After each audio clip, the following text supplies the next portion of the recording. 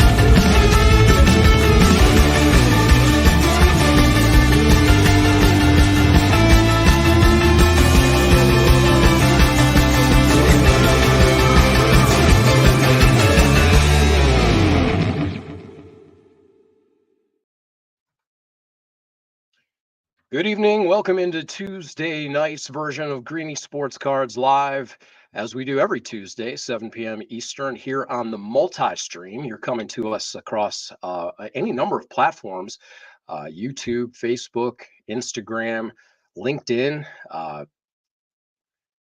any point, and all points in between. We keep adding platforms here, and we get to do this every Tuesday here on Greenie Sports Cards Live, as we've done from late January all the way through.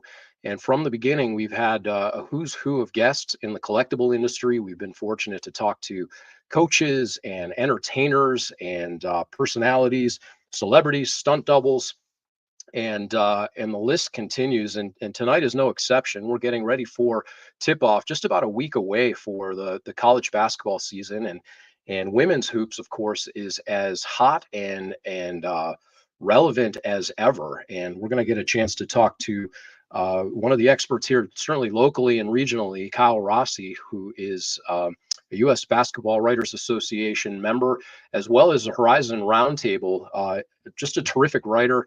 If you haven't had a chance to check out his work, make sure you do tonight and beyond. We're going to talk to Kyle about his expectations for some local teams here and some national teams, and give our input, as Greenie and I have become certainly fans of the women's collegiate hoops game. It's a terrific product, and we're really excited for the season to kick off. Greenie Sports Cards Live, again, we're here 7 p.m. Eastern. At 9 p.m., the live auction will kick off with Alex, our auctioneer. You can find that on eBay Live, and Alex will have a number of cards at the ready. He's always has basketball, baseball, football. He's got some wrestling. He's got some soccer. He's got pop culture cards. And the show, just as this hour, is driven by the fans and the content that you want to see. So when you check out that auction, everything starts at $2. You can get in and bid it up from there. And then combined shipping starts at $4.99. So the more you win, the more you save on unlocking that shipping option. And it's really a lot of fun. He's got packs to open. He's got pop culture packs. He's got some new packs and really players. And what a fun hour or two that is when Alex jumps on. He does that every Tuesday following us at 9 p.m. on eBay Live, and then he's been going live as well at 9 p.m. on Thursdays. So make sure you follow all the socials, Greenie Sports Cards. Give us a like, give us a follow. When we go live at 7 p.m., that'll automatically pop up in your feed, and you get to join us and hear about upcoming guests. And as I said, it's been a who's who of personalities, from Darren Ravel to, we had Tim Alcorn on last week from the Cleveland Cavaliers voice on radio. So we got the Cavs preview. We've been able to talk to Coach Chris Kielsmeyer and Destiny Leo, who I'm sure names will be coming up tonight. We talked to a number of people in the industry. We had Josh Young on, a special presentation with the Hobby Ohio and the dude from Hobby Ohio. So it's really been a lot of fun.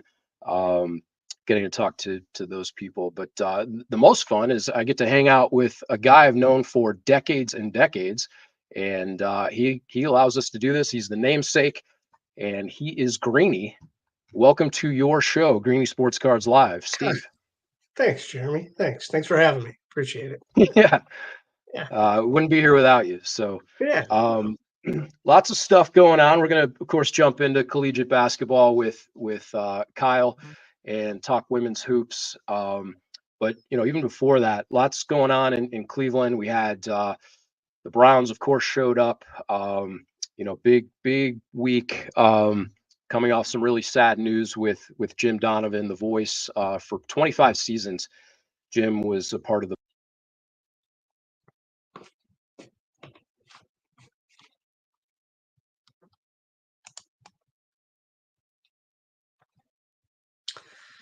Well, Jeremy, if you're listening to me, you muted yourself, so we weren't able to hear what you were saying. Now you're back, but I'm sure you were giving a tribute to Jim Donovan, who was the voice of the Cleveland Browns for 25 years, and on our TVs as well, at Channel 3, and for even longer than 25 years. So everybody knew that he had health issues and the reason that he retired from TV and stepped away from the Browns, but still just devastating news to hear the day before, maybe it was 2 days before that they played a game. And, Nathan Zagura said it or somebody when Kyle Hamilton intercepted that ball, Jim Donovan swatted it out of his hands. And subsequently the Browns beat the Ravens. They did. I think he had a hand in that almost interception, would-be interception, as well as Tucker's missed field goal. You've got one of the best kickers of all time that missed in Cleveland Browns Stadium, and I think I told you offline. I'm not a betting man. I don't bet. But if there was ever a game, I would have thought they would have won that for Jim yesterday, and it was no surprise. Maybe to a lot of people, but I wasn't shocked that they actually pulled that game out on Sunday. See, here's the thing. They have a talented roster, right? I mean, that's what they said before the season started, is that, arguably we had the most talented roster in this division, sans the quarterback, it apparently looks to be. But, so for them to win a game like that, maybe before the season started, that was a game that they were supposed to win.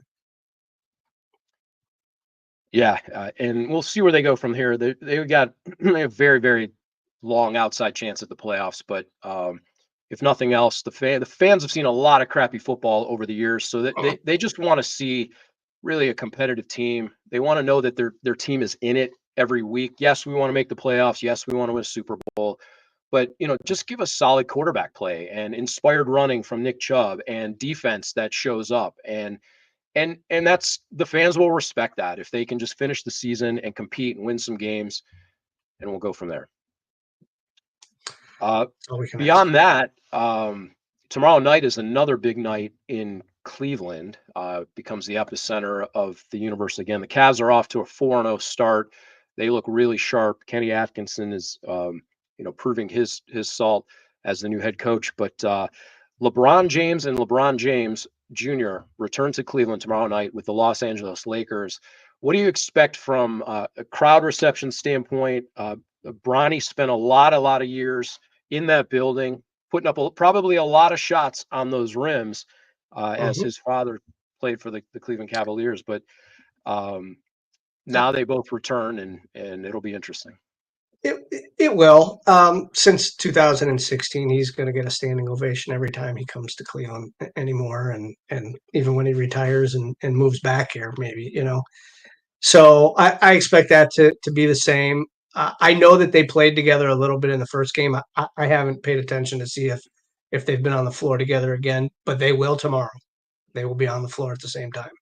It again, not a better, but I would, if I had to, I would say LeBron James Jr. is going to get his first bucket tomorrow night in Cleveland. It's scripted that way. They'll put him in a couple minutes, see if they can get him a shot or two, and we'll see. So, so lots going on. Yankees are getting smacked around. That's good to see for us Clevelanders. And but the collegiate basketball season is just around the corner here, as we said, and it's going to be a really interesting year.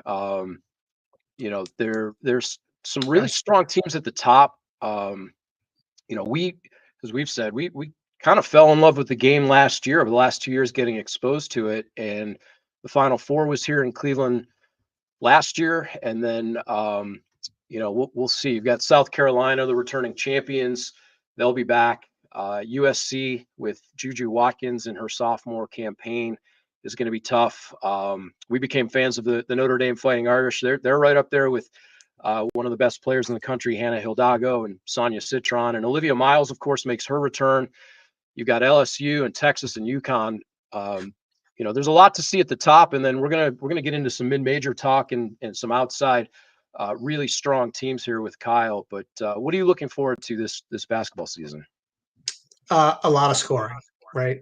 And I know that people say it's not the same scoring as men. Of course it's not. But, the team that we have in Cleveland is going to shoot the three ball quite a bit. And I think that's going to happen a lot around the country. And you mentioned Hannah Hidalgo, and she can score, and Juju and Paige Beckers. But there's a lot of good play. I mean, we had Reagan Bass here at Akron, who we'll talk about, that transferred to Purdue, and she was a double-double machine at Akron.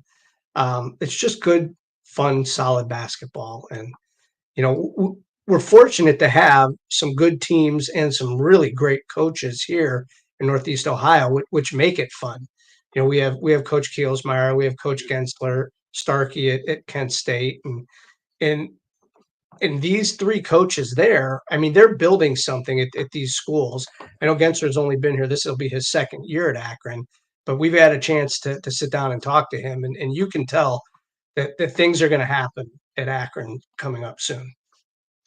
Yeah, lots of terrific basketball around town, around this region.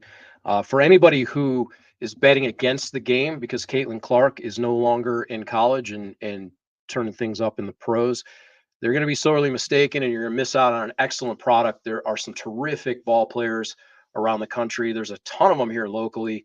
The high school level, it puts out some great product, and then all the way up into, as you said, our regional teams here. So why don't we go ahead and welcome in Kyle. Kyle Rossi will join us from Horizone Roundtable. And as I mentioned, Kyle is a member of the U.S. Basketball Association of Writers. And Kyle, really, really excited to have you join us this evening so we can get educated on women's college basketball this coming season. Well, hopefully I can educate somebody a little bit. But yeah, great to be here, guys. Thrilled to be on. Yeah, we talked a little bit off air. We know that you write for the Horizon. You cover Cleveland State, pretty well, and we'll get to them. But there's a lot going on here. Whether it's Northeast Ohio, it's the MAC, it's the Horizon League.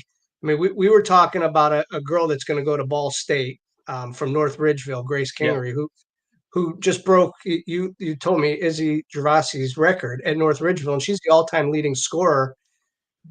She's going to be a freshman at Ball State, and that girl's going to play a lot there. Yeah, that's flag football gold medalist Izzy Geraci to you. Yeah, but yeah, Grace Kingery, like you just said, all-time leading scorer at North Ridgeville, highly recruited. Just about every team in the region was after her. And I don't know, like, it's always tough to say with freshmen what the coaches' plans for them are in the season. Ball State's obviously just absolutely loaded veteran roster, so tough to say that she's going to play a huge role early on, but you just never know. I mean, you're not inside that coach's office, and she's obviously got the talent to maybe make that an impossible case against her. So we'll see what happens. Kyle, before we dig too deep into the 24-25 season, let's give viewers a little sense of your background. You consume as much women's basketball as anybody I know, anybody we know. You're omnipresent on the socials. People need to follow you because there's always information coming out. How did you get started, and where did this interest and fascination with women's collegiate basketball come? Well, how long do you have? 46 minutes to fill. Well, you have to go back. I think the story for me really starts in undergrad, where I was actually a manager. I went to Penn State. I was a manager with the hockey team, and I was really just being involved is such a huge thing to me. And I kind of define. I think everyone defines their college experience by one thing, and that was maybe my thing. Fast forward a few years, and somebody gives Penn State hockey $100 million, and they moved to Penn State Division One. They were a club team before. So what happened then was I started a blog. I was kind of just going to kind of chronicle the transition to D1, and I did that for 3 years, and it was a lot of fun.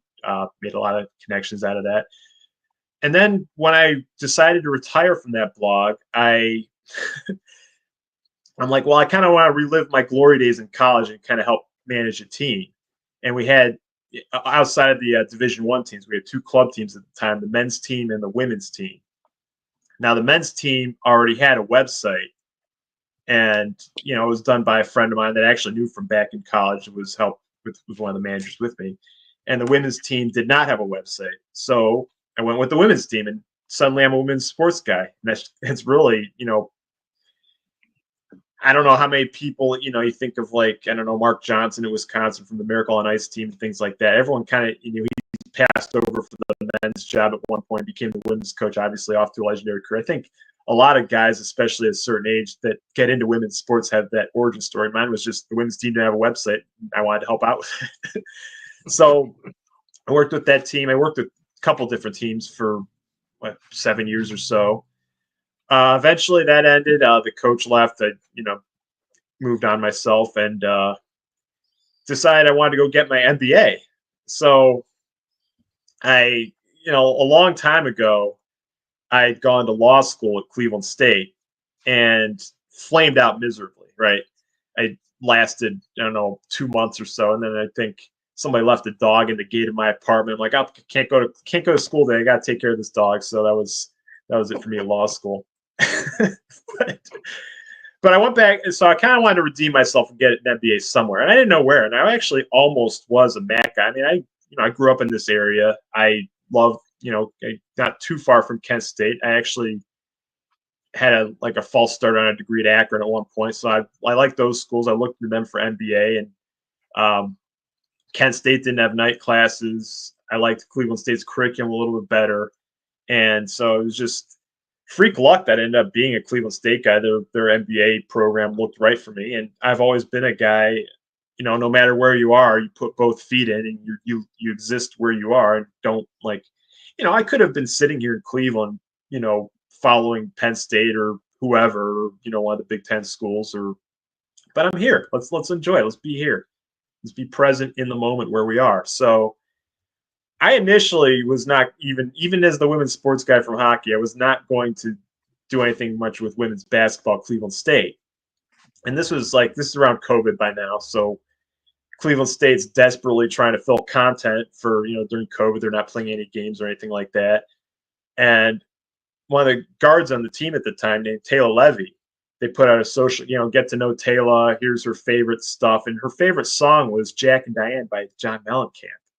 And I'm like, what's this 19-year-old kid doing putting Boomer Rock on the graphic, right? And I said, I replied something back like, I see you 12 or something like that. Next thing I know, she's following me. And I'm like, wow, she's following me. I have to follow the team now. That's just kind of how I am, I guess.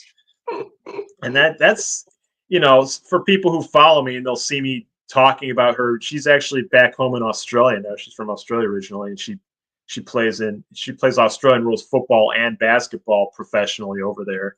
So people see me tweeting at 4 a.m. about her or whatever. That's, I kind of feel like I owe it to her some because that's where it all started for me. And I just kind of, Chris Kilsmeyer called me a junkie at one point. I guess that's just, I have an addictive personality, I guess, but fortunately I use it on productive things. And in this case, Horizon League women's basketball. Yeah, but you've taken it somewhere where it's needed to go. And in this team, like you mentioned, Coach Kielsmeyer.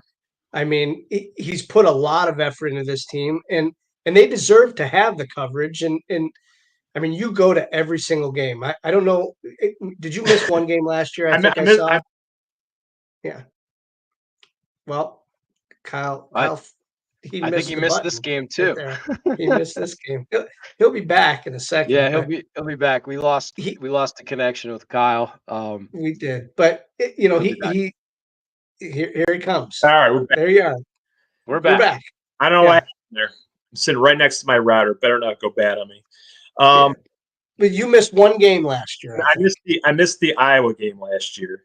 That was actually when I mentioned my I graduated that day, and Fair enough. if I'd skipped that to go to Des Moines, my parents would have killed me. So Yeah, I mean that's probably the game you need to miss out of all of them. yeah. Well, last time 2 years ago, when Cleveland State opened the season at Iowa State, I hit a deer on the way there, and I don't know. I'm so grateful that my car was still working after hitting a deer in nowhere, Illinois. But so Iowa's bad juju for me in general. So it's probably good that I stayed away. How did you get involved with the Horizon, and tell us a little bit about that, and what they all encompass? I think it was. I want to say it was John Parker, who's one of the staff members of the Horizon Roundtable. After I kind of started following the women's team a little bit, I kind of I had a little bit of a writing background, and I'd started kind of just teasing on Twitter, on my personal Twitter, like, it'd be fun to write about. And I think he kind of found me at some point, just started tweeting all these GIFs, like the Forrest Gump waving from the shrimp boat and all that kind of stuff. So I think he's the one that hooked me in. Finally, I just caved, and I'm like, all right, let's do it. Let's go all the way. But it was just I think it's a small world in a lot of ways. So I think if you put yourself out there and you start, and that's one thing I've found, whether it's this or whether it's club hockey, if the world's small enough and you just start talking about things, people will find you. And I think that's kind of what happened.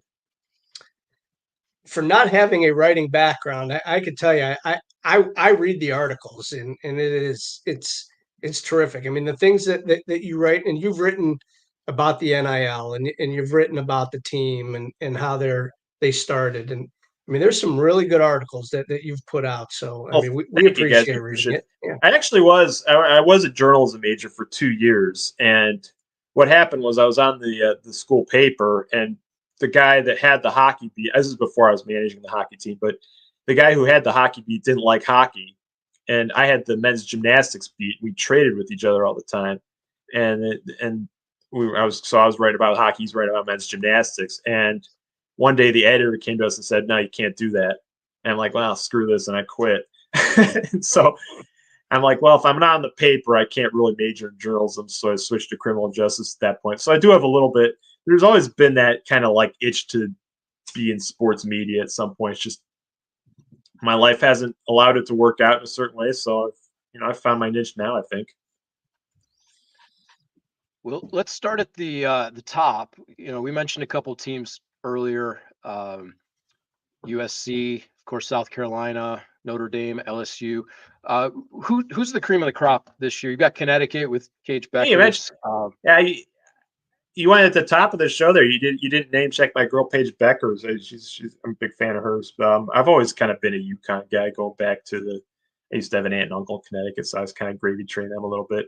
South Carolina is obviously going to be a wagon.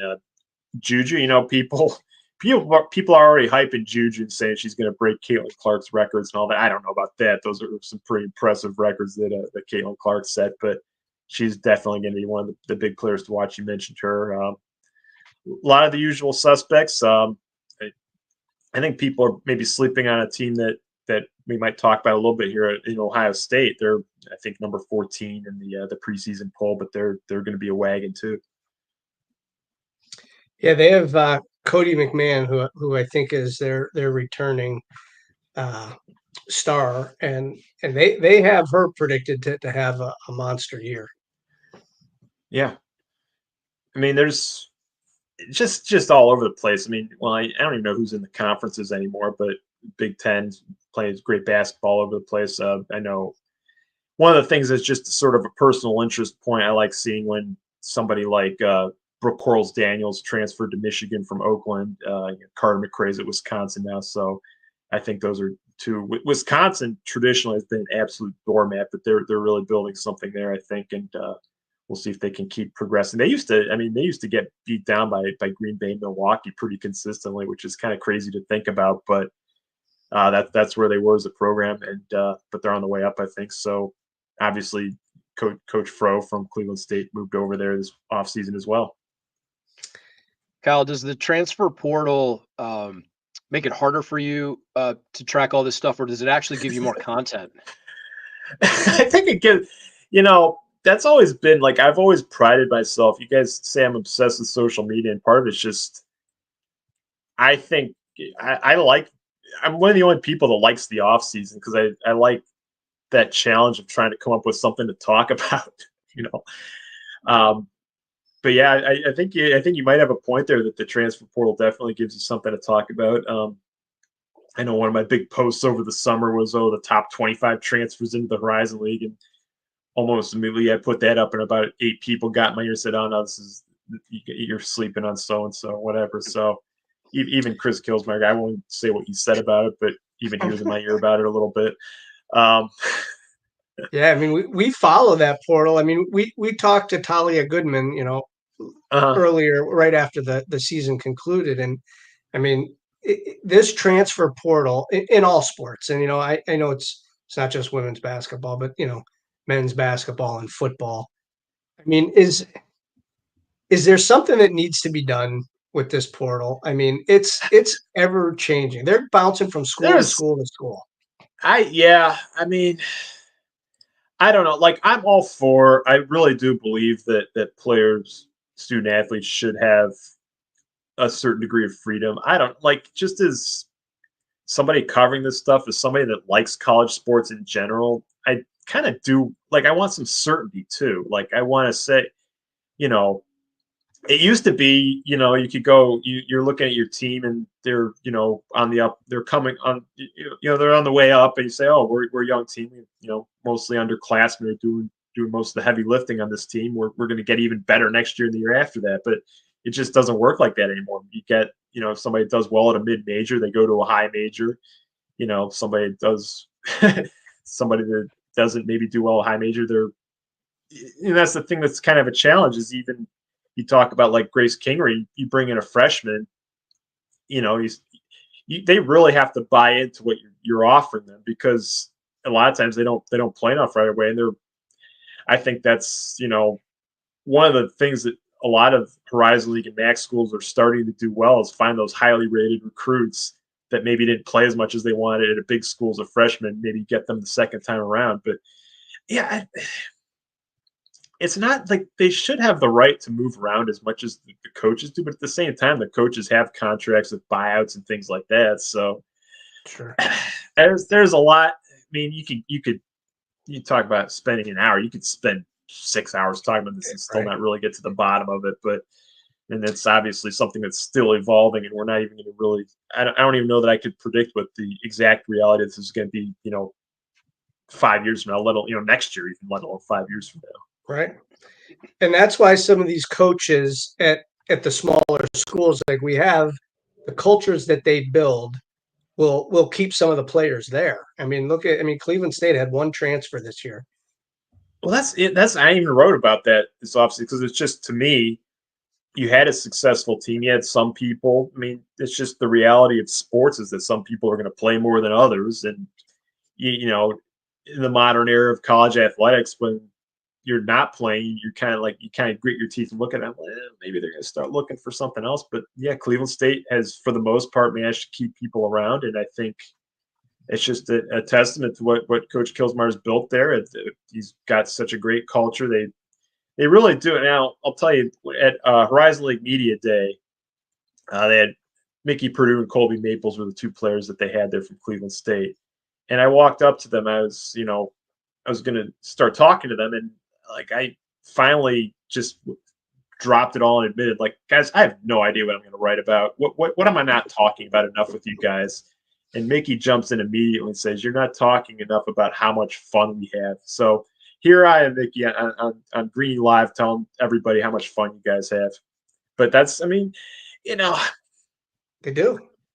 but you look at it, just there is a lot of power in that culture, where even if you're not playing, if you like the people that you're around, if you like the experience that you're having generally, I don't know that it can overcome anything, but it overcomes an awful lot. Yeah, no question. I mean, even at like Kent State, where they made the NCAA tournament last year, and they didn't have a lot of turnover, and Yeah. they're building something at that school as well. I think that they're the preseason number 2 team because Ball State is supposed to be really good this year. But Oh, well, I yeah. mean, Coach Starkey's building a program there at Kent State, and they're going to wind up, like you said, the people that go to the maybe Ohio State or USC that aren't playing as much, maybe they come down to a Kent State, a Cleveland State, where they can get playing time. Well, Kent State actually has, I mentioned those kind of re-recruiting jobs. Kent State actually has a pretty good one of those with Riley Rissmiller, who first time around was offered by, Michigan, UNC, Wisconsin, Purdue, a bunch of schools like that, ended up going to Dayton.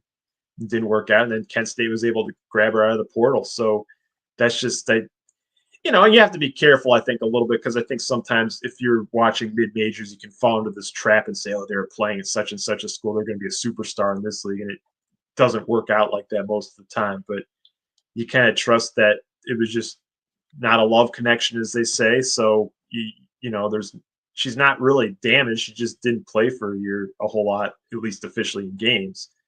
So you that's where a lot of the best players now in these mid-major leagues are coming from, are these kind of second chance recruiting jobs. Well, let's transition to that. We've looked at some of the cream of the crop, the teams at the top, as it were. But the real fun is really the tournament, and there are teams that come out of nowhere, and there are teams that surprise. And we've got a bit of a look at it here. This is collegeinsider.com's mid-major top 25, and that next wave you can see Gonzaga and Ball State and Middle Tennessee, Cleveland State right there at number 8 of the mid-major. Green Bay is probably going to be their toughest competition this year. And Kent State right there at 16. So some really interesting teams here. Anything stand out on this list that we should be keeping an eye on? That's a lot of, I mean, I think anytime you have like a preseason ranking, whether it's the conference polls or something like this, it's like, I think people kind of trust what they know. And I think as much as anything, when you have like a Ball State, Kent State, Cleveland State, Green Bay are all up there. It's just that, I mean, I think coaches vote on that, so there's a little bit of gamesmanship that might go on there as well. But for the most part, when people vote teams in the preseason, it's because they trust them, because they've built a consistent program that they feel like, more likely than not is going to be very good year to year. So I think what you see on that list is just a lot of the consistently good mid-major programs in the country, and people expect them to be good because they usually are good. Is there a team in the Horizon League specifically that we shouldn't be sleeping on that could sneak up on Cleveland State and Green Bay? Everyone's reducing the Horizon League to Cleveland State versus Green Bay, and I'm here to tell you that Purdue Fort Wayne is right there with both of them. You look at Purdue Fort Wayne, they went up to Green Bay last year and got killed. You know what? Everyone struggles at Green Bay. Cleveland State struggles at Green Bay, but the other 3 games that they played against those 2 teams were not far off in those games, and they have just like Cleveland State and Green Bay, they have a veteran team coming back, Amelia Broman-Schenkel, Audra Emerson, Jazzy Linbo, 3 of the better players at their positions in the Horizon League. Then they added to that an elite playmaker in Sidney Freeman and Lauren Ross, who was at Michigan State last year, but the year before that was at Western Michigan, averaged 23 points a game or something like that. So I'd still consider them maybe a dark horse, but they're right there, man. I think if you just talk about Cleveland State and Green Bay, you're overlooking Purdue Fort Wayne. Are there any like surprise games that you could see happening? Like, so last year Akron beat Pitt. I mean, that was a huge win for their program. Cleveland State plays at Ohio State. Ball State plays at Ohio State. Are there going to be some surprise games where one of these teams knocks off a Power 5? I'd love to see it. I mean, I'm a fan of the underdog at heart. I don't particularly care for Ohio State, if you want to be honest about it, but So I'd love to see it, but it's so weird though because a lot of times those come out of nowhere, like you just mentioned, Akron and Pitt. I could say, well, Cleveland State and Ball State are two of the best mid-major programs in the country. One of them has a chance of knocking out Ohio State. They certainly do have a chance of knocking out Ohio State, but it's never necessarily where you expect it, right? It's going to be somebody weird. It's going to be somebody that gets hot and hits 23s in a game or something like that. Cleveland State can do that. Cleveland State can, yeah, yeah. I mean, just let Mickey and Destiny Leo jack up 83s and they'll hit half of them. and Colby, right? And Colby. They have three girls that can really shoot the ball and score. Well, we know that who the best by percentage, the best 3-point shooter on the team last year was not any of those people. It was Sarah Guerrero, who hit. She didn't obviously take as many of them, but she hit like half of her attempts or something like that. I mean, they have everyone on that team can shoot. Everyone on that team can do a lot of different things well, and that's kind of the value that Chris Kilsmeyer sees in them. Even on his radio show last night, he's Sarah's going to play all over the floor for us, and she has the ability to do that. She does a lot of different things well. So while we're talking about him, and Jeremy put some pictures up, do you see Coach K playing three guards? Are all three of those girls going to play at the same time? I go back and forth on this one. I think there's room to think that maybe they could. Destiny Leo can play, and she's another one of those people. She can play and excel anywhere you put her on the basketball court. So if you wanted to put, Mickey and Colby, the 1 and 2, and move Destiny out to the wing or something, that is something that she could definitely succeed at doing. I'm not, like I said, I go back and forth. I don't necessarily know that they're actually going to do that. There's, between those two traditional guard positions, there's 80 total minutes, and you can work it out in such a way that they all get their minutes. I don't know if that's the best thing for chemistry, but these are good problems to have, I guess. But they won't tell me what the plan is, but they insist that there is a plan. So I guess we'll find out what that is soon enough. I'm sure they got a lot of talent on that team, but even Coach admittedly has said they've never really played together. You've got back-to-back Horizon League Players of the Year in Destiny Leo and Colby Maples last year. You've got the newcomer of the year last year in Mickey Purdue. But they've never really, outside of a handful of games last year where Mickey and Colby Colby and Destiny were on the floor. They haven't played a lot of games together in regular season action. Yeah, no, they haven't. I mean, in Destiny, she was off to the best start of her career before she got hurt last year. Obviously started, with Colby Maples in that backcourt. That first game they were together, they both went off for I don't remember exactly. They each had like 30 points against Bowling Green that opener or something like that. So they were, it only ended up being 5 full games plus a partial game, I think it was. But the time that they had together, they're both great players. They looked awfully good together. Then obviously Mickey stepped in after Destiny got hurt and developed phenomenal chemistry with Colby. So it's there. Oh, go ahead. Who on that team is going to replace the Carmen Villalobos? I mean, you're losing the defensive player of the year, and we're talking about scoring all these points, but eventually you're going to have to stop somebody. Yeah, and that's I think Chris Kilsmeyer even again on his radio show last night said oh, we're not stopping anybody right now. I asked him, Cleveland State got a top 25 vote in the coaches poll. I'm like, hey, was it he? Kilsmeyer's a voter in the coaches poll. I'm like, did you vote for yourself? And he's like, nah, we can't even defend right now. So you're not the only one worried about the defense a little bit. They do have. I mean, I'm not worried about the interior at all. Obviously Jordana Reisman's back. Paulina Hernandez had a great freshman year. She's back, and they have a transfer from Seattle named Maya Moore. If you ever want to put yourself in women's basketball hell, try Googling a player named Maya Moore that isn't the Maya Moore, even if it's spelled differently. Yeah.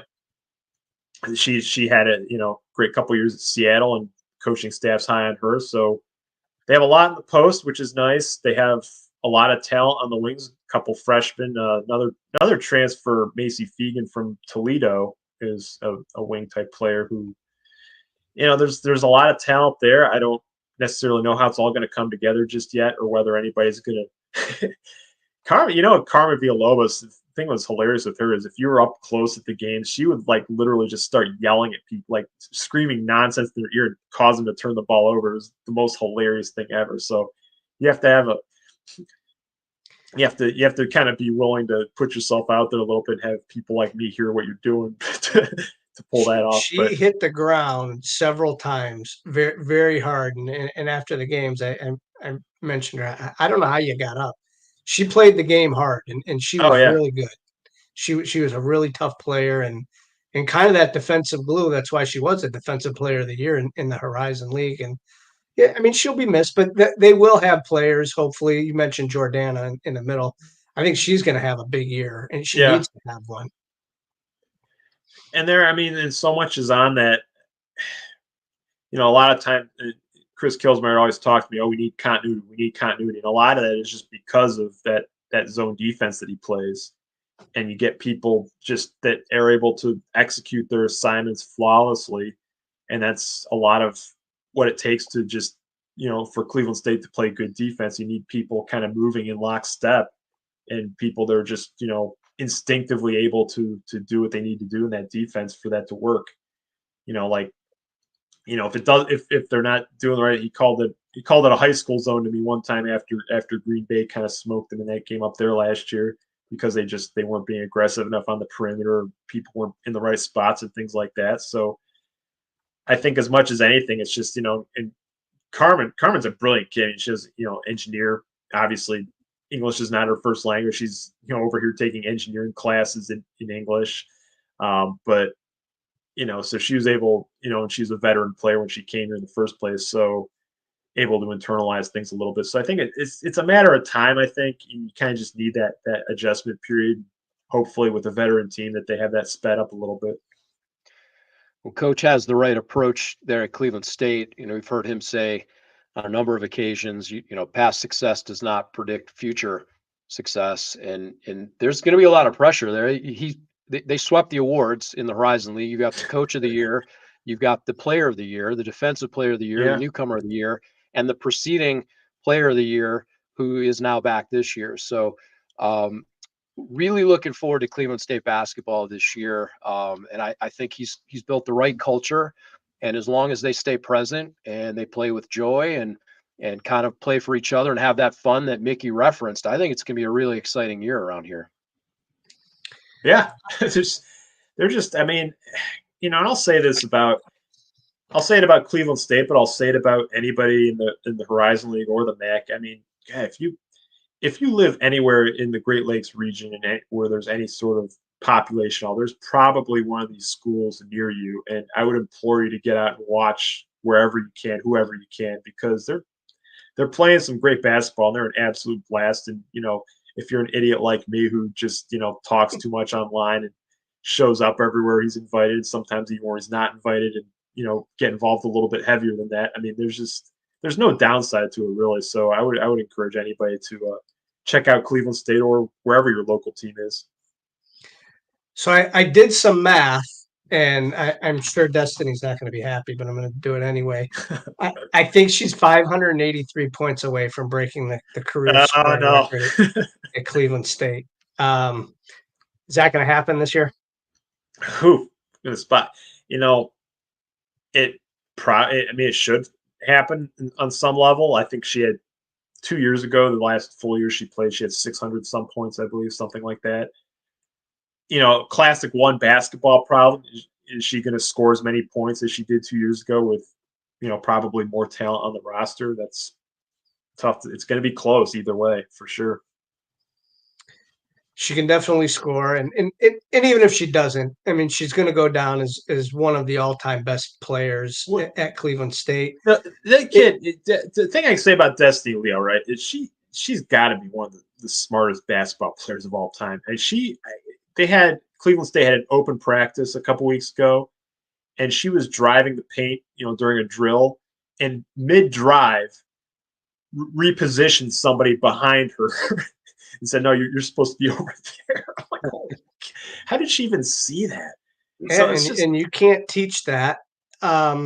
whether she's scoring the points or not, she's going to help that team immensely. So let's just ask the next question: Is she going to play at the next level?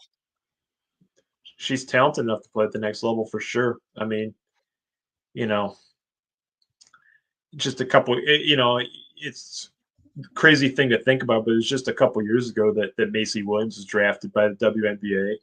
Didn't make. She was drafted by the Phoenix Mercury and didn't make the team out of camp. But that's a Horizon League player who's taken the draft. That league's expanding. There's going to be more opportunities for players. WNBA is such a talented league, but you kind of have like anybody drafted after the first round, like, oh, they're not going to make the team. They're headed to Europe. So it seems like that they have, two new teams are going to, seems like a few more are going to be coming in as well. Some more applications for expansion bids and things like that. So, the talented players like Destiny Leo deserve a look in leagues like that. I don't know if the opportunity exists right now, but it seems like it's coming along where it might exist in the near future. So we'll see what happens. Yeah, there's things that you can't teach, the basketball IQ and her shot. And those are two things that, will give her a shot, quote unquote, Sure. in that league. Yeah, I've said before, she has as quick a release as anybody I've seen. She can get her shot off, and she's got range with that. So if you could put the ball in the basket, somebody will find a spot for you. It's just yeah. Can she play defense at that level, at the next level where everybody's just a little bit bigger, a little bit stronger, and they can all play. So again, really exciting year for Cleveland State ahead. We talked a little bit. So Wisconsin, Green Bay is the competition. Purdue is probably the under the radar team to look out for. What else are you looking forward to this season? What are you keeping your eye on? There's a lot, both. I mean, the MAC is this way too, but there's every single team in the Horizon League has at least some reason to be excited, I think. Even like Robert Morris, who was just god awful last year, has as a new coach, Chandler McCabe, who has come highly recommended by just about everybody. There's a new energy around that program. They're probably still not going to be a great team this year, but there's something to be excited about there. I think just about every team in the league, Detroit Mercy had a massive breakthrough last year. What's their next step going to be?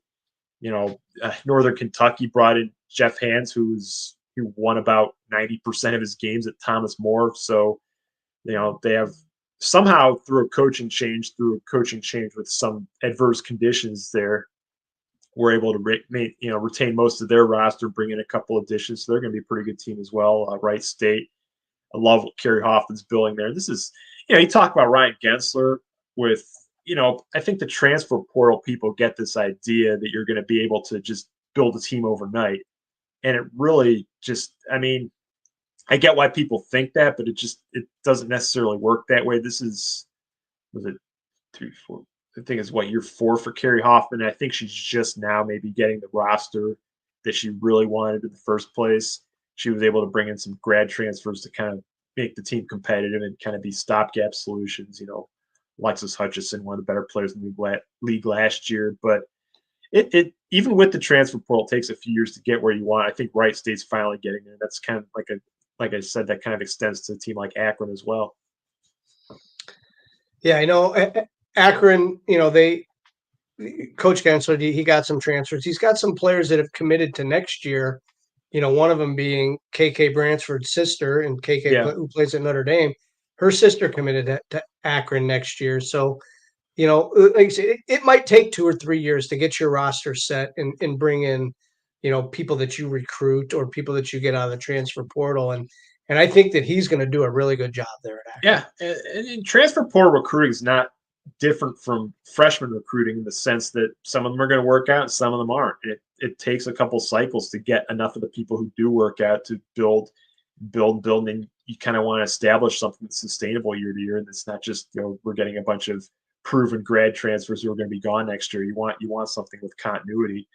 But yeah, Akron, I mean, they lost Reagan Bass like you mentioned, but they do return most of the other players that were kind of behind her as the scoring depth and things like that. They have had a pretty good year in the transfer portal. Have a couple freshmen, so they're on their way. I don't know if they're there yet, but they're on their way for sure.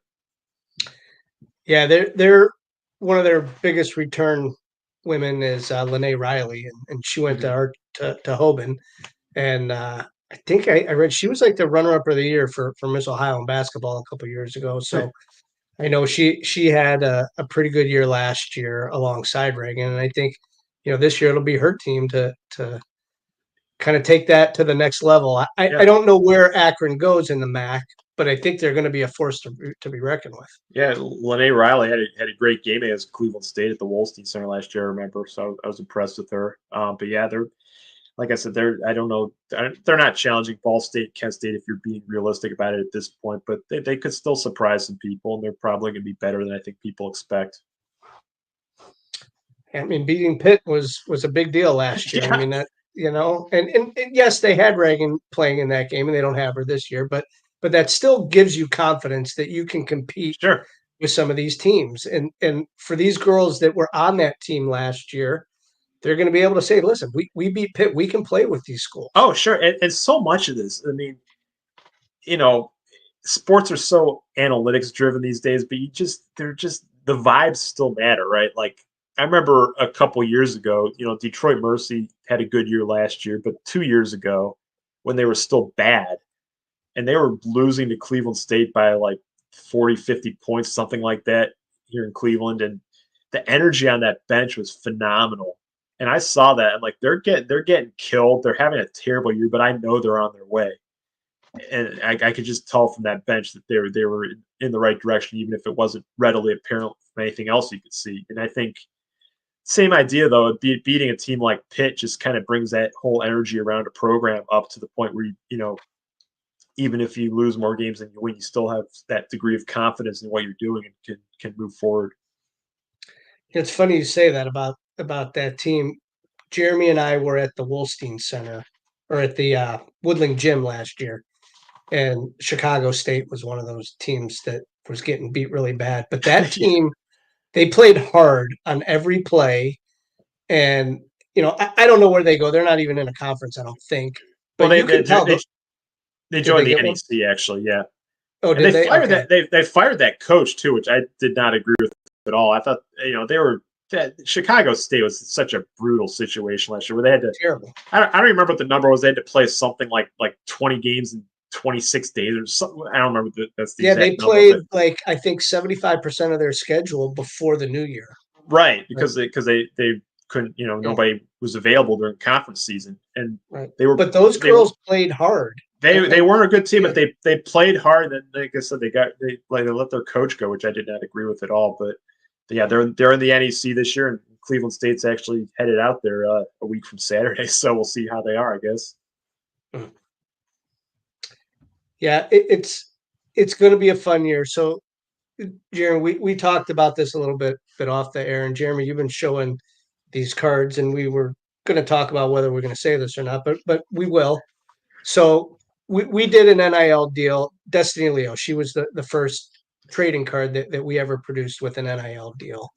And subsequently we did Reagan Bass and a few others. And this wasn't an NIL deal last year, but we did make a team set for Cleveland State. And they were passed out at the arena during one of the games. But this year we do have an NIL deal with all 14 women of the Cleveland State basketball team. And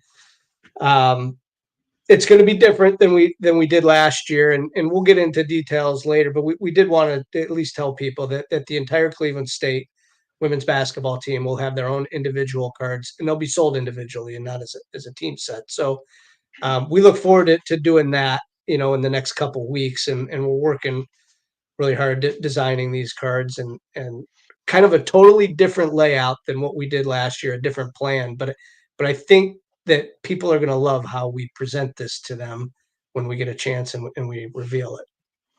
Yeah, I think I'm sorry. I can't say enough about how cool it is what you guys do with those, because I think like so much of it is just when you talk about women's basketball, mid-major women's basketball, so much of it is just having that those outlets like that, right? Like, you open the show, you're talking about the Browns. I can not watch a single Browns game and still know what's going on with them. I can still have opportunities to engage with the team in certain ways.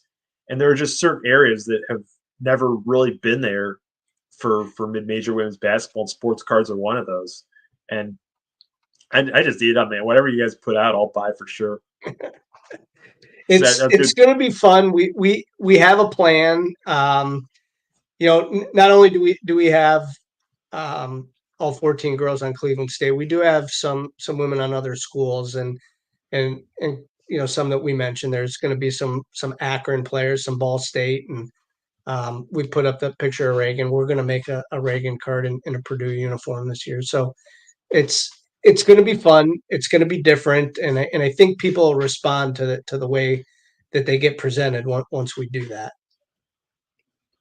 It's got to be a trip too. You guys put my face on a card last year around that show. I'm like, that's so cool. I mean, maybe not like you guys, but I've collected cards since I was a kid, and just seeing your own face on one, it's a cool experience. Yeah, I mean, so Jeremy showing the Notre Dame team that we did last year, and I mean, we were very fortunate to be able to work with that team, and I think they're top 5 so far this year, and man, it could be very fun to watch in Notre Dame basketball this year. I think I saw a mock draft for the WNBA already that has Sonia Citron and Olivia Miles going in the top 10 next year. That'd be a trip for you guys since Kent State played them in the NCAA tournament last year. They did. Yeah, that was. It was fun to watch. I mean, listen, you knew Notre Dame was going to win, but Kent State hung in with them, for a good amount of time. And oh yeah, sure. They weren't blown out. No, they did hang in that game pretty well. Yeah, like Steve said, very excited to roll this out. We've had more and more student athletes coming on board, and it's gonna come in waves, and there's gonna be more and more, and we're really excited to be able to share these cards and give them a platform, and really not to get too far ahead of the news, but it's not just limited to women's basketball. There's athletes all across the board. So we're finding a way in this NIL space to give, particularly those, those at the top, the first 5 or 10 at Ohio State, and the LSU gymnasts and some baseball players down in Texas. They don't need a lot of help, and basketball players at the big schools, but there's thousands of other student athletes that are all looking to help grow their brands and their awareness, and there's talent all over. So we're excited to be a part of that. Yeah, no doubt. I mean, Destiny's been growing her brand, and she has the T-shirts, and she's the star of the league. But there's 13 other girls on that team, and there's girls that are on these other Horizon League and MAC teams that we can help them grow their brands, and subsequently, life after basketball, give them tools to kind of help them succeed in some way, whether they play basketball or they go into the workforce. So, well, Kyle, we can't thank you enough for joining us this evening. Let people know real quick where they can find you on the X, the Twitter, and all the other socials. My handle on pretty much every social is Kyle HZRT. The website's name, just like it is under my name on here, is horizoneroundtable.com. And we'll be looking forward to your recap of Cleveland State at Ohio State 1 week from tonight when they start the season. And we listen. Yep. We're fans first. And definitely looking forward to doing one of those post gamers where I have to jam something out in 90 minutes. I've missed doing that for too long. We're hoping for back-to-back, Horizon League champs regular season, but there's something more that Cleveland State needs, and they need to get back to that NCAA tournament. They need to win a game in the NCAA tournament. That's a pretty explicitly stated goal the team has. That would be awesome. Kyle, keep in touch. We'll hopefully have you back again throughout the season, and enjoy the season ahead. Yeah, of course. You guys too. Great being on. I appreciate it. Cool. Thanks, Kyle. All Our thanks to Kyle Rossi. Our thanks to Greenie. Thank you for letting us do this every week, every Tuesday. Make sure you follow the socials. Make sure you hop back on at 9. Alex will be on with the eBay Live auction. And Greenie, once again, may the cards forever be in your favor. Listen, it's always a pleasure, and it's always fun being able to do these kinds of things, and we look forward, to this season. I can't wait. I mean, I'm ready to watch college basketball. Let's go. Let's go Cavs, Browns, Vikings, Guardians. Vikes. Pitchers and catchers report in 152 days. So, all right, we'll see you next Tuesday, 7 p.m. Eastern. Join Alex at 9. Greenie, we'll see you. Have a good night, everybody.